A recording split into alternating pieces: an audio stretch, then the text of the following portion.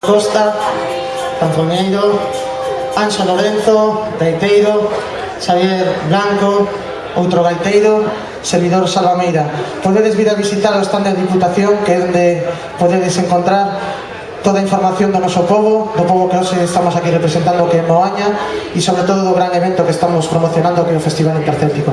Vamos a despedir con dos valses, o vals dos vellos, que non me acordaba, e o vals do Magusto. Gracias e disfrutado do Culturgal.